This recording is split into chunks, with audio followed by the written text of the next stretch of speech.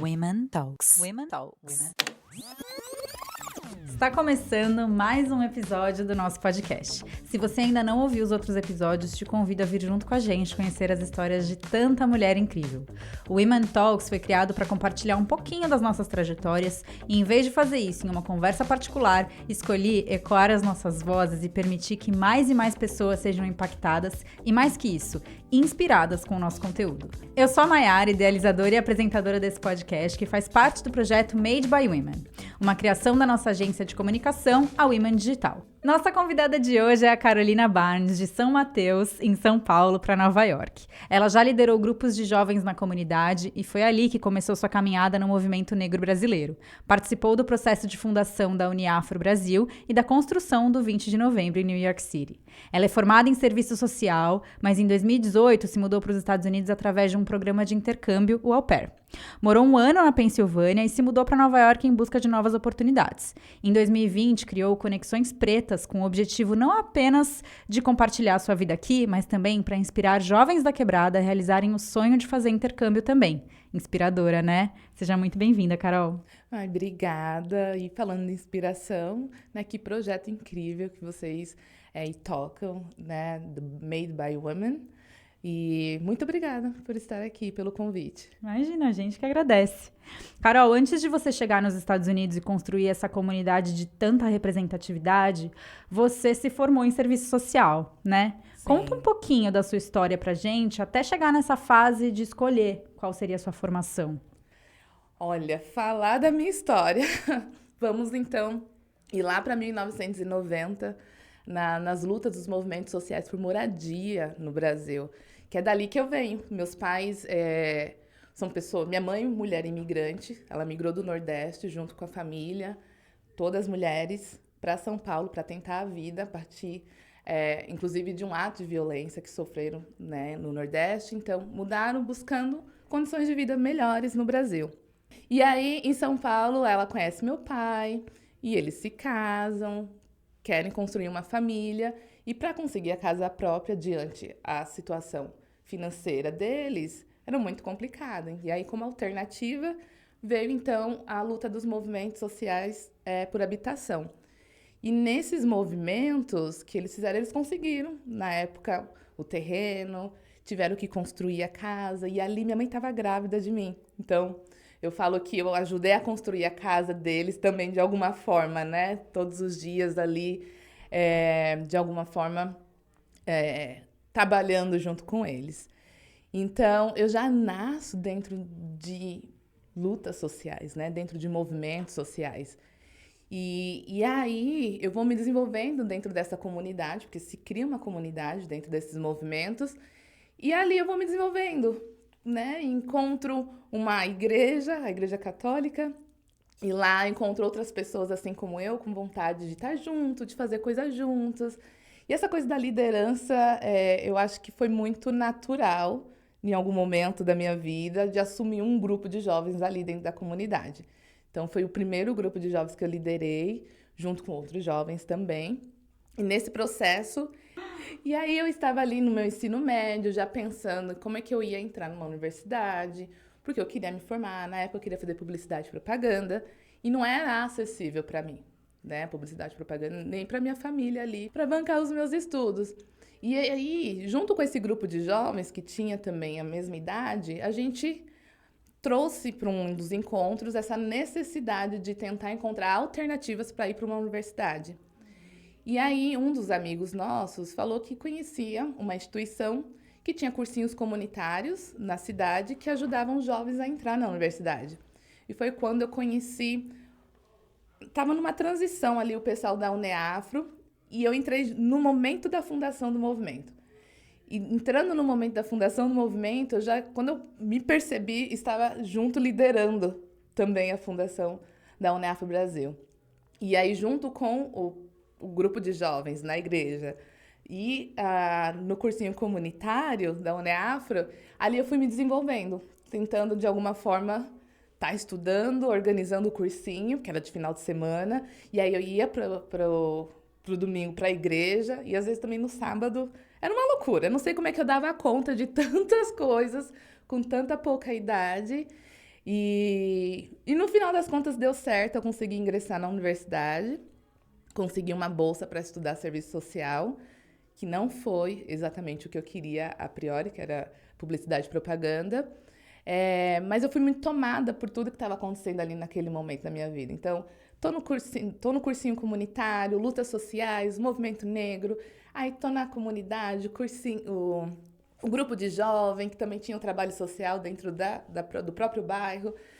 E aí eu falei, o serviço social acho que dá um match legal com o que eu já faço e é algo que eu quero fazer para a vida. Ali eu já tinha me identificado com essas pautas. E aí fui estudar serviço social, naquela luta, né, de ter que trabalhar, trabalho full time, 8 horas por dia. Eu saía de casa às 6 da manhã, voltava meia-noite, 1 hora. Então, foram 4 anos de muita resistência, de muita luta e de acreditar que aquilo era um caminho. Porque senão eu teria desistido. Hoje eu olho e falo, gente, como é que eu dei conta? E nesse período eu fui coordenadora de grupo de jovens, continuei, porque dentro da igreja você vai encontrando outras regiões, né? Então, você tem o bairro, aí depois você tem a cidade, você tem o estado que se organiza e o nacional, né? Então, eu estava em todas essas estruturas dentro da igreja, do nível do bairro ao nível nacional. Tanto que em 2011, a minha primeira viagem internacional foi para a Jornada Mundial da Juventude, lá na Espanha, que é um encontro que tem com a juventude e o Papa, enfim, uma loucura. Mas eu dei conta, de alguma forma. Então, estudando e trabalhando, né, tanto no cursinho comunitário, a Uneafra também, a mesma coisa. Então, a gente tinha um cursinho no bairro, aí tinha nível estadual e nível nacional. Eu estava lá nas 3 esferas também. E aí eu me formei e falei, não, eu preciso de tempo, vou sair de alguma coisa. Aí fui me afastando um pouquinho da Uneafro, dos trabalhos. Depois eu também me afastei um pouquinho dos grupos, né? Fui ficando com algumas poucas coisas que ainda assim eram muitas, hoje eu olhando. Novamente, não sei como é que eu dei conta. E aí, quando... acho que foi em 2016, 2017, me bateu uma vontade muito forte de estudar inglês. Falei, eu preciso estudar inglês, porque eu acredito que eu possa encontrar alguma oportunidade que não seja aqui no Brasil. Mas eu não tinha muita noção do que seria isso, né? E aí surgiu uma oportunidade de fazer inglês a partir da Uneafro, porque eu falei, me afastei um pouquinho, mas estava lá, né? Estava um pouquinho lá, um pouquinho cá. E surgiu uma parceria da Uneafro com o Instituto IDBR. Não sei se você conhece o IDBR. Hoje, eles é um instituto, o Instituto de Igualdade Racial. Ele é liderado pela Luana Gernot. Eles têm um jantar no Copacabana Palace todo ano que reúne pessoas e instituições que eles premiam. E muitos artistas vão. Então, hoje se tornou algo muito popular. E aí, na época, surgiu foi bem no comecinho também do Instituto, e aí surgiu essa parceria junto com a Uneafro, e eles conseguiram, com uma escola bem renomada, bem boa lá no Brasil, em São Paulo, que chama CELEP. Eu lembro que era uma escola para eu pagar, era bem distante da minha realidade. Se não fosse com essa parceria, né, do movimento e da instituição, eu não teria ingressado nessa escola. Mas foi o que fez o diferencial na minha vida, porque essa escola, eles têm um método de aprender inglês 4 vezes na semana, né? Então, você vai para a escola 4 dias da semana por 4 horas. Então, foi muito importante para mim, nesse momento, estar junto e aprender ali o inglês nesta forma. Em nenhum dos encontros, a Luana Gernot foi uma pessoa que me inspirou de alguma forma, porque ela trouxe a história dela e ela falou um pouquinho que ela já tinha morado fora, ela era modelo. E ela contando um pouquinho da trajetória dela fora, eu fiquei com muita vontade de também ter oportunidades fora. Por isso que eu falo que é muito importante a gente ter pessoas que compartilhem suas histórias, porque pode inspirar com toda certeza e mudar a vida de outras. E naquela época eu falei, não, eu quero ir morar fora do Brasil por um período. Eu vou morar fora do Brasil, eu vou conseguir, vou estudar meu inglês e de repente eu vou fazer um intercâmbio, vamos ver o que eu consigo. E aí, na época, eu estava trabalhando como assistente social, já tinha me formado. Eu estava trabalhando num abrigo com crianças e adolescentes e trabalhava no abrigo e ia fazer o curso de inglês.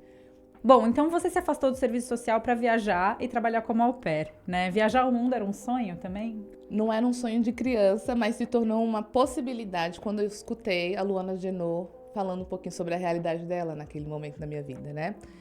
E tem muita coisa que eu acredito que foi intuitivo, porque a questão do inglês, em teoria, não era uma realidade muito presente, assim, eu vou fazer inglês porque eu vou morar fora. Não era nem sobre isso, mas em algum lugar para mim parecia que sim, ia acontecer algo. Hoje, pensando aqui. E aí, na época, eu trabalhava no abrigo, acabou que eu fui desligada, né, desse abrigo e junto com isso, veio essa oportunidade do intercâmbio. Então, foi muito rápido, né? Não me preparei muito, assim. Eu não sonhei com o intercâmbio de au pair. Não sonhei com os Estados Unidos. Isso não tava, né? Eu tava para qualquer outro lugar. Eu lembro que eu falava de África do Sul, pensava outros lugares, mas nunca os Estados Unidos. E aí, entrou como uma possibilidade para mim pelo fato de ser um intercâmbio acessível, né? É um intercâmbio barato. É um intercâmbio que eu tinha que lidar com crianças, então toda a minha trajetória profissional no Brasil foi com crianças e adolescentes, sempre. E eu falei, apesar de eu ter várias críticas inúmeras aqui, que a gente poderia fazer um podcast só sobre o programa de au pair, eu falei, eu acho que ainda assim vale a pena. E eu me arrisquei, vim então para os Estados Unidos, vim para Pensilvânia, né? Morei ali perto da Filadélfia. E a minha vida mudou depois do intercâmbio. Bacana. Carol, você é mulher, preta, imigrante. A gente sabe que quanto mais recortes existem, mais profundas são as camadas, né? Exatamente. Você foi bem recebida aqui nos Estados Unidos? Olha, eu digo que os Estados Unidos, ele não recebe, assim, venha, welcome, estamos aqui abertos. Você vem, você chega para fazer alguma coisa. Você sempre chega aqui para trabalhar, para estudar, para trabalhar e estudar. Trabalhar e estudar, esse eu acho que é o que acontece aqui nos Estados Unidos, né? Eu lembro que, para mim, foi muito importante, bem no comecinho do intercâmbio, ter o contato com a cultura negra aqui.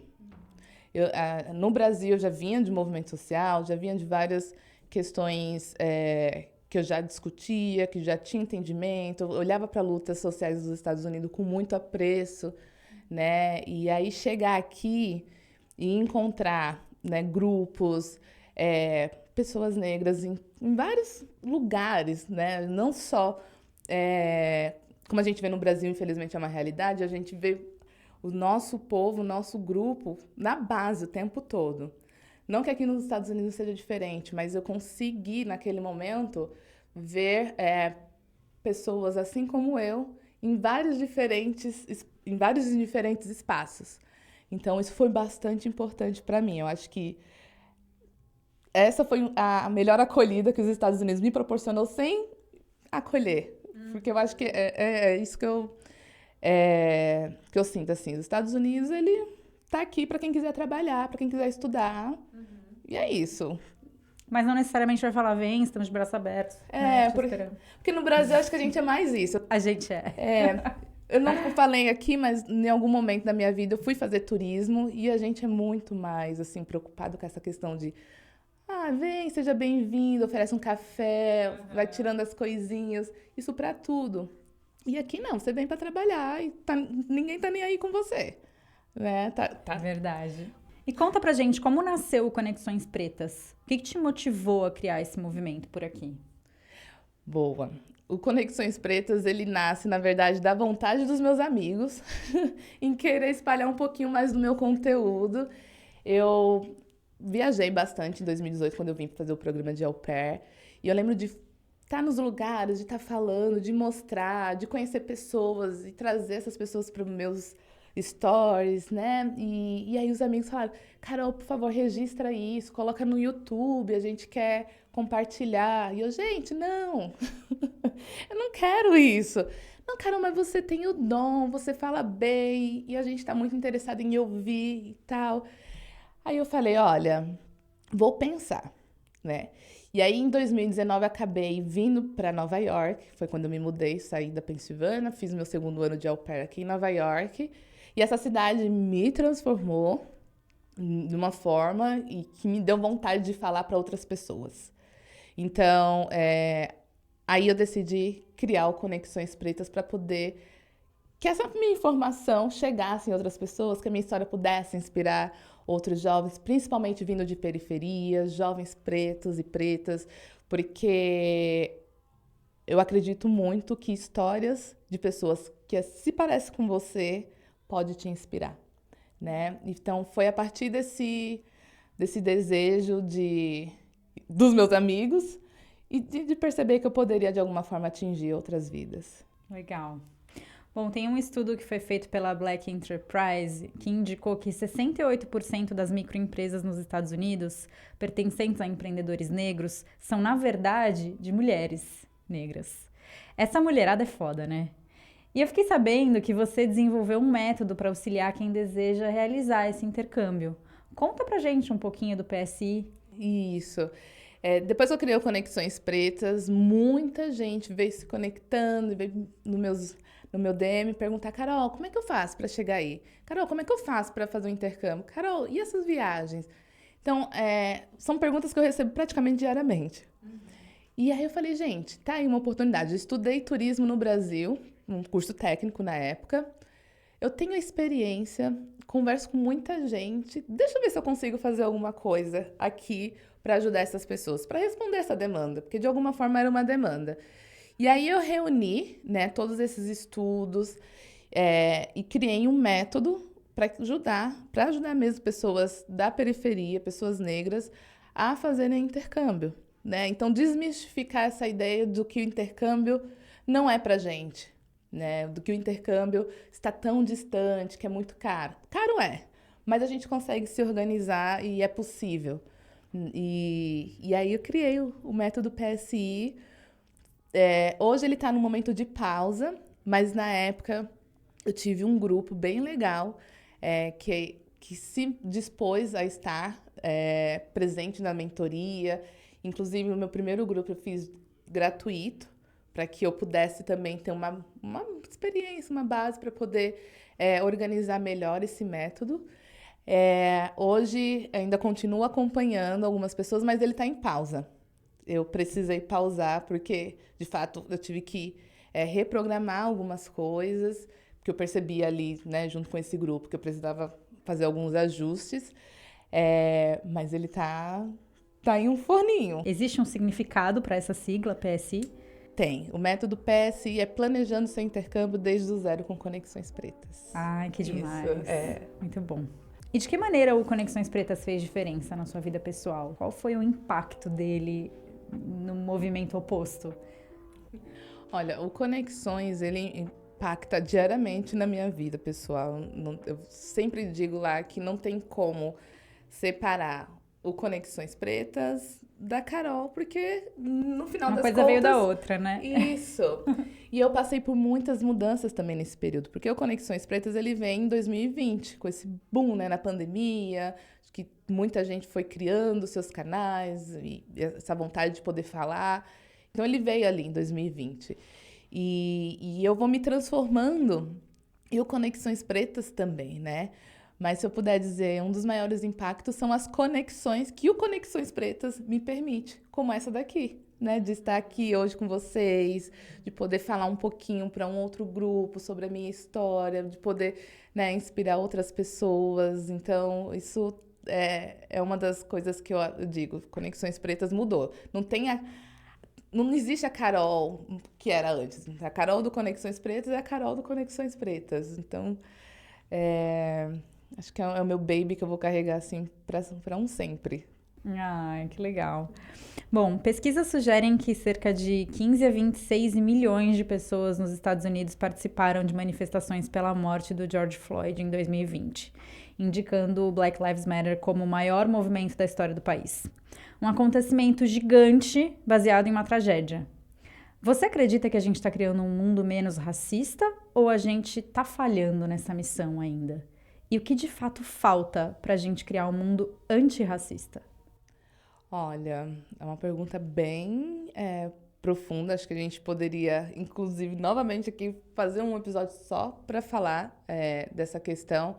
Em 2020, eu estava nas manifestações aqui de George Floyd. Foi quando, de fato, eu falei, não, eu vou criar o Conexões Pretas, porque eu acabei indo e isso se espalhou no Brasil, eu acabei dando algumas entrevistas, isso foi popularizando. Eu falei, vou aproveitar e já crio o Conexões aqui junto, né?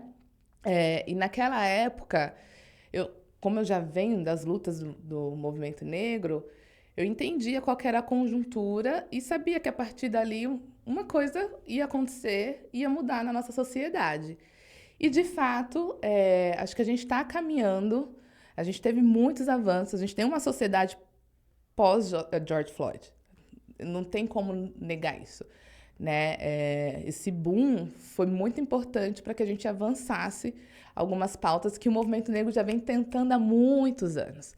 Então, acredito que sim, a gente está caminhando para um momento em que as questões raciais elas podem mudar, mas ainda eu vejo que é necessário as pessoas, de fato, assumirem o compromisso antirracista, de entender o que é, de ler, consumir conteúdo de pessoas negras. A gente precisa mudar o algoritmo, né? Uma coisa que eu venho acompanhando essa discussão.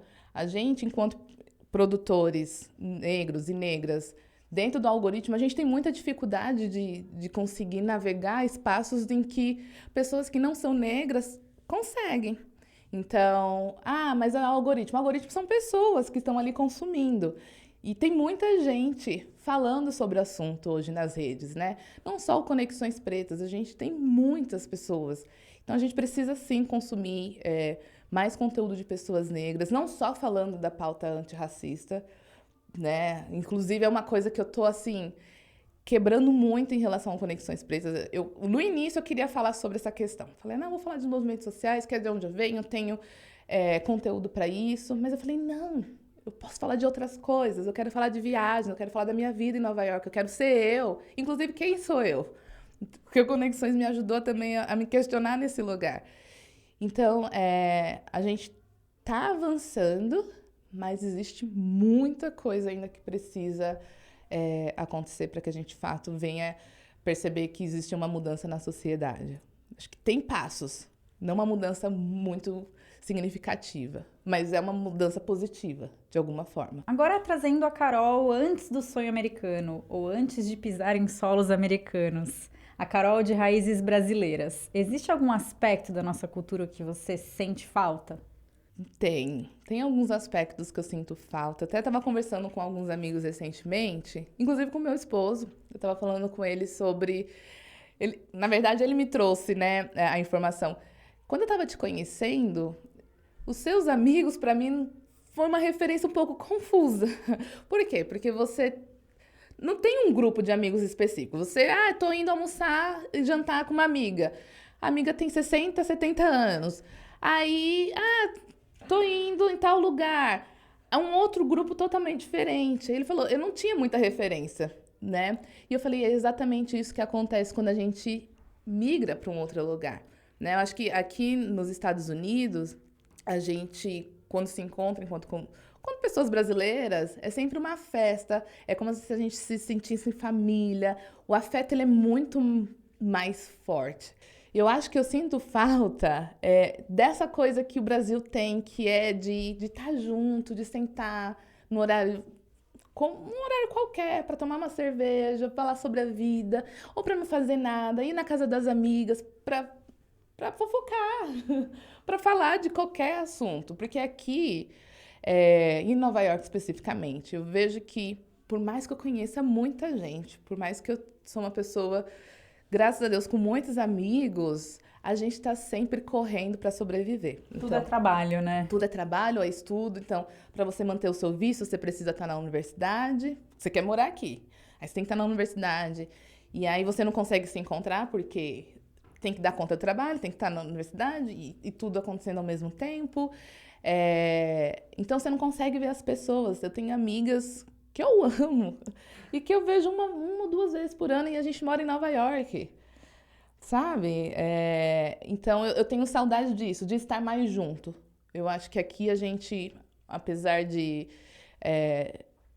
ter oportunidades de estar junto, são muito menores do que no Brasil. No Brasil a gente acho que vive mais. arruma desculpa pra se ver, né? Acho que a gente vive mais. Eu acho que trabalha menos e vive mais. Ou trabalha mais e vive... Não é que trabalha menos. A gente trabalha muito e a gente vive mais. É diferente, né? É diferente. Aqui, eu senti uma diferença muito grande quando eu cheguei aqui, por conta da legalização das duplas e triplas jornadas de trabalho. Coisa que a gente muitas vezes se questiona, né, em outros lugares do mundo. Mas aqui, se você não vive dessa forma, se você não tem 2 ou 3 trabalhos, você vai se destacar da maioria das pessoas, né? Então, ou você tem uma condição de privilégio muito grande, ou então você tá aqui a passeio, enfim. Porque a grande maioria delas trabalha o dia inteiro, tem 2 ou 3 trabalhos. 2 trabalhos part-time, é bem isso. Se você consegue um part-time, você vai procurar outro, ele consegue encaixar outro. Aí vai trabalhar no fim de semana, não tem essa de...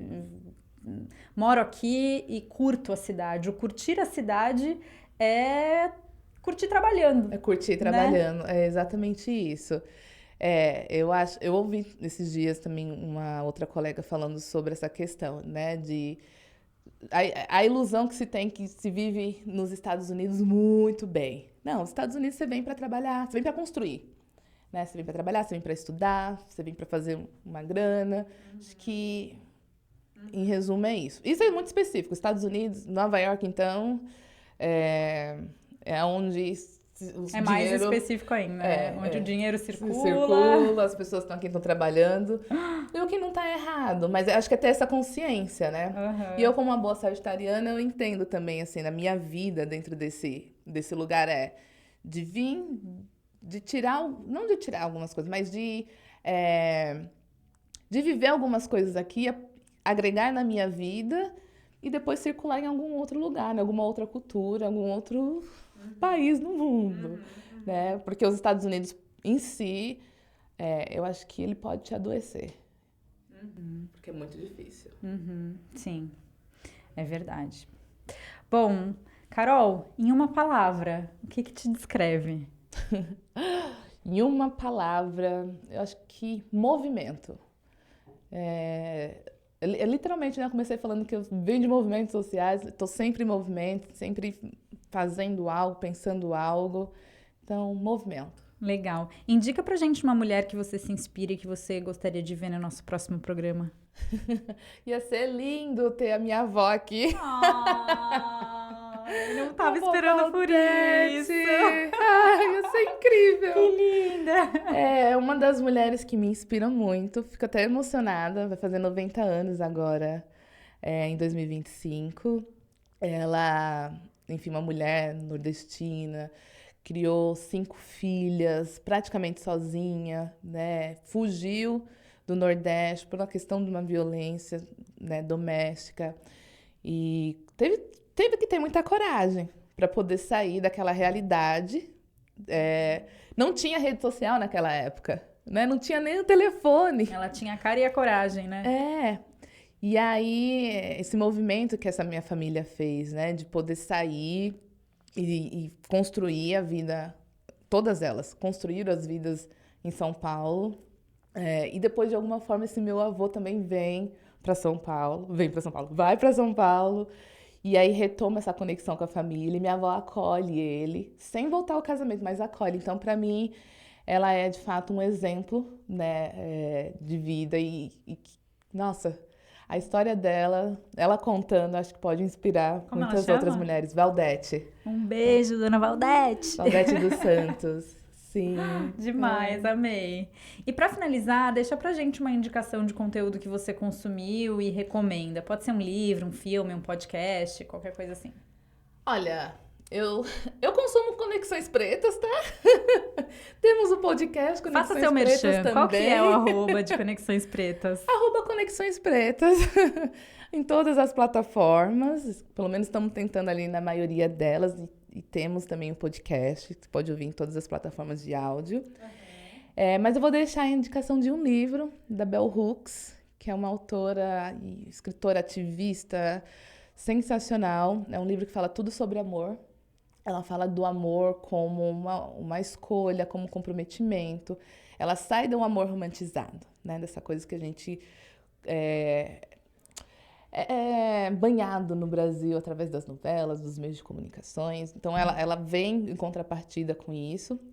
E ela traz o amor de forma mais real, né? De como isso se manifesta. Então, acho que é uma leitura muito boa para todos lerem.